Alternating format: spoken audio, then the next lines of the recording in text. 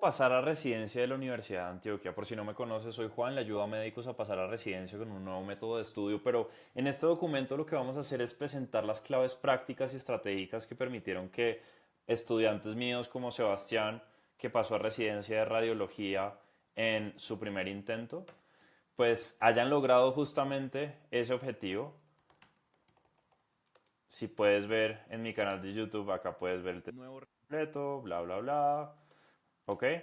Y también cómo fue que Daniel Henao, que de hecho formó parte de mi equipo como external advisor para evaluar de qué manera era la mejor manera de preparar exámenes de residencia, pues, ¿cómo fue que ellos hicieron para pasar a la Universidad de Antioquia? Obviamente el objetivo es mostrar un método de preparación basado en evidencia científica, que es el Cognitive Data Integration System, mi método de estudio, que tiene como objetivo maximizar el puntaje en el examen de residencia bajo restricciones de tiempo. ¿A qué me refiero con eso? Yo no veo esto del examen de residencia como lo ven los cursos de preparación, que te dan un montón de material y luego te dicen estúdielo por meses y luego ojalá pase. Yo lo veo diferente. Yo lo veo como el economista que soy, lo veo de esta forma.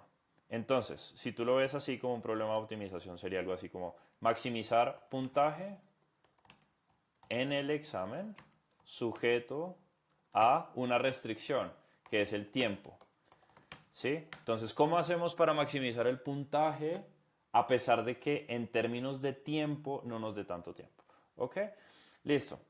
Entonces, acá hay un problema y es que la mayoría de los médicos generales creen que pueden pasar con hábitos de estudio similares a los de la universidad. O sea, no sé si te ha pasado que dices, voy a estudiar para el examen de residencia y terminas estudiando como estudiabas en el colegio, o en la universidad, haciendo resúmenes, de pronto haciendo flashcards, pero si hacías flashcards en la universidad, probablemente recuerdes que haciendo flashcards te tomaban, no sé, 50, 100 flashcards por tema, 30 flashcards por tema. Imagínate hacer eso para todos los temas de la carrera de medicina. No tiene mucho sentido, ¿cierto? Entonces, lo primero es, hay que evitar justamente eso. Bien, bueno, ¿de dónde salió este método? Yo estudié economía y derecho en la universidad y me iba mal en las clases y en 2019, cuando perdí una clase, decidí investigar evidencia científica sobre cómo aprender. Ah, no, 2018 de hecho. Evidencia científica sobre cómo aprender y cambié mis resultados, pasé de perder clases a sacar promedios por encima del 90% y ahí fue que desarrollé el Cognitive Data Integration System. Obviamente me daba miedo que pues no funcionará para médicos preparándose para residencia y por eso es que lo probé con 40 médicos preparándose para residencia en 2023, o sea, ya llevo mucho tiempo haciendo esto y ellos fueron los primeros en probar el sistema y pues confirmaron mejoras significativas, sobre todo en concentración, retención y resultados en simulacros. Y pues ya han pasado más de 500, más de 700 médicos en realidad por el programa y han logrado ingresar a especialidades bastante competidas. De hecho, si tú ves mi canal de YouTube en Juan Otálora Testimonios, vas a poder darte cuenta de que acá, por ejemplo, tienes neurocirugía, tienes gente mejorando su puntaje, pasando a cirugía plástica, bla, bla, bla. Sí, y todo esto, afortunadamente, después de mucho trabajo. Pero, principales retos de los aspirantes, hay bastantes retos. El primero es que mucha gente cree que estudiando un mes antes del examen es suficiente y desafortunadamente eso no es así. Y realmente los casos como el de Sebastián, que Sebastián estudió más o menos por unos 9 meses, y Daniel Henao, que Daniel Henao sí estudió por prácticamente 3 años, lo que pasa es que él tuvo que hacer ensayo-error muchas veces. Eso muestra que la preparación debe empezar con meses de antelación, pero en realidad hay un círculo vicioso emocional grave y es que sueles presentar el examen, eso genera fracaso, luego después de no prepararlo bien, pues eso genera fracaso y luego de eso te frustras por no haber presentado bien el examen y por el resultado que no era el que querías, entonces eso te lleva a decir no voy a hacer nada, voy a descansar, no haces nada y luego te sientes culpable, intentas de nuevo, no tienes confianza, fracasas de nuevo. ¿Cuáles son los principales errores? Pues primero, particularmente para el examen de la Universidad de Antioquia, confías quizá mucho en los cursos pasivos de actualización y sí, de ahí salen algunas preguntas y bla, pero realmente cuando se trata de los cursos de actualización, tú tienes que tener en cuenta que esos cursos, escucharlos no te va a ayudar a subir el puntaje per se. Porque si fuera una cuestión de cuántos apuntes eres capaz de tomar, sería diferente. Pero no te van a evaluar eso en el examen, te van a evaluar justo lo opuesto, qué tanto eres capaz de retener la información, qué tanto eres capaz de recordar la información y justamente con eso es que nosotros ayudamos a nuestros estudiantes. Vamos a ver eso más adelante, pero la gente subestima la importancia de bancos de preguntas. ¿Qué es subestimar la importancia de bancos de preguntas? Sencillo, que ellos creen que viendo los videos del curso de preparación, el material del curso de preparación, videos, texto, lo que sea, van a pasar, pero en realidad esto no termina ocurriendo, porque simplemente se llenan cuadernos y cuadernos con lo mismo. Y por eso es que hay un nuevo intento y no hay cambios. También no mides el progreso real. Claro, la gente mide el progreso con la cantidad de páginas que es capaz de llenar, pero en realidad esto no importa. O sea, si tú comparas un estudiante que tiene 100 páginas de apuntes versus un estudiante que tiene una página, aunque tú podrías decir que el de 100 páginas puede que tenga una mejor chance porque entre comillas estudió más, no es 100% seguro, porque al final del día, ¿qué tal que esta persona sea mejor contestando exámenes? Y esto yo lo he visto con mis estudiantes, de hecho hay múltiples errores que nosotros solemos trabajar con nuestros estudiantes. Uno de esos errores es lo que nosotros conocemos como errores técnicos, ¿sí? Esos errores técnicos que nosotros llamamos se refieren a no errores que tienen que ver con el conocimiento per se, sino errores que tienen que ver con algo más sencillo, como por ejemplo no leer bien.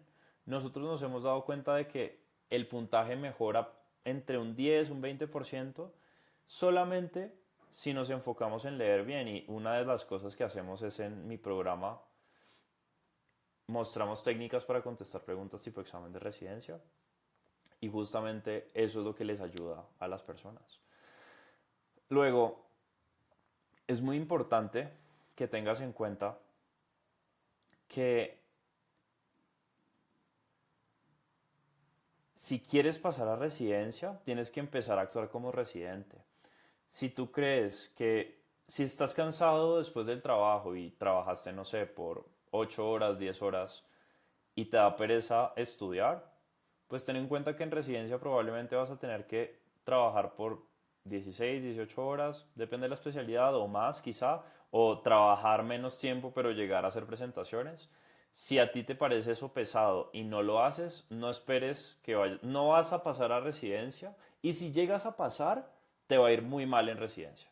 Bien, pero eso implica en realidad sacrificar tiempo y priorizar la preparación sobre actividades secundarias. Bien, por ejemplo, si a ti te gusta salir a tomar café todos los días con tus amigos y durar toda la tarde, bla, bueno, o sea, chévere, hazlo, pero quizá olvídate de pasar a residencia, porque la gente que está pasando no hace eso. Tan sencillo como eso, la gente que está pasando no hace eso.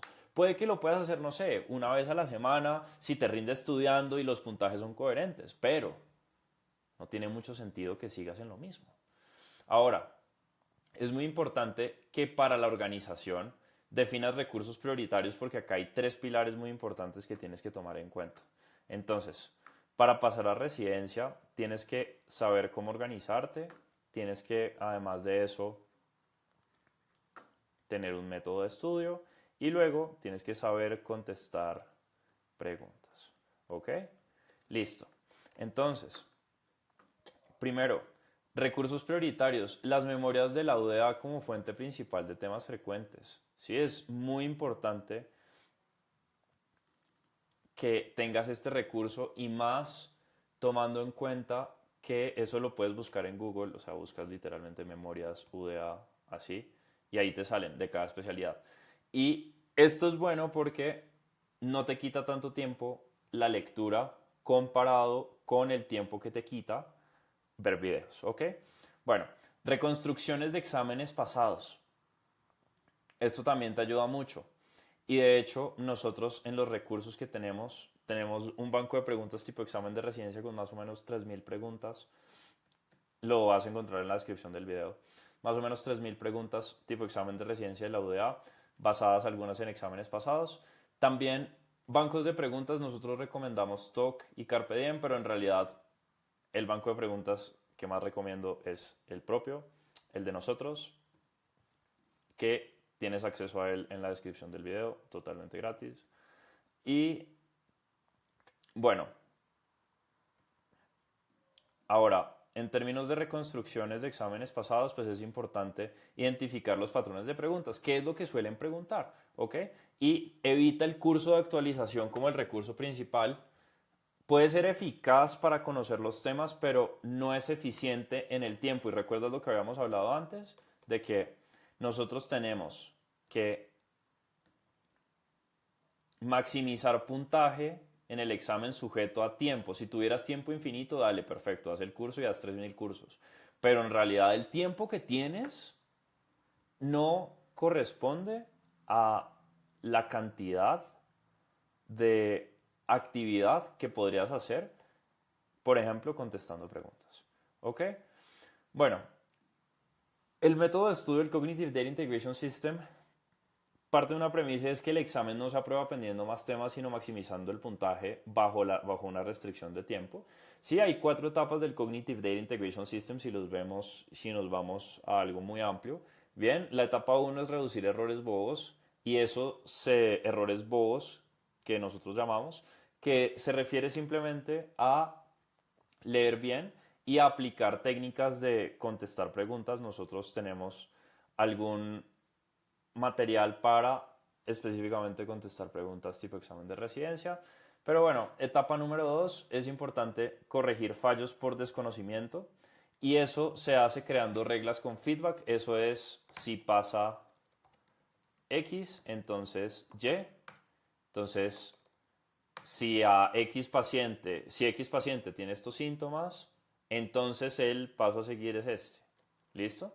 Algo así. Pero esto se hace con un Google Sheets, que es material justamente de mi programa. Etapa número 3, es importante estudiar proactivamente las especialidades más preguntadas para el caso de la Universidad de Antioquia, pediatría, ginecología, medicina interna y cirugía. Y etapa número 4, es importante optimizar detalles conductuales, ¿sí? Es decir, ejemplo, cuando tú te levantas y haces un examen, ¿te va mejor o peor a si ya llevas muchas horas despierto y contestas?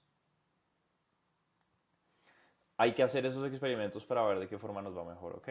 Bueno, acá hay algunas técnicas para responder preguntas, que era lo que yo mencionaba acá, técnicas de respuesta. Te voy a pasar un par. Primero, la oveja negra, que es identificar la opción más distinta y analizarla. O sea, es preguntarse por qué esta opción es diferente de las demás. ¿Ok?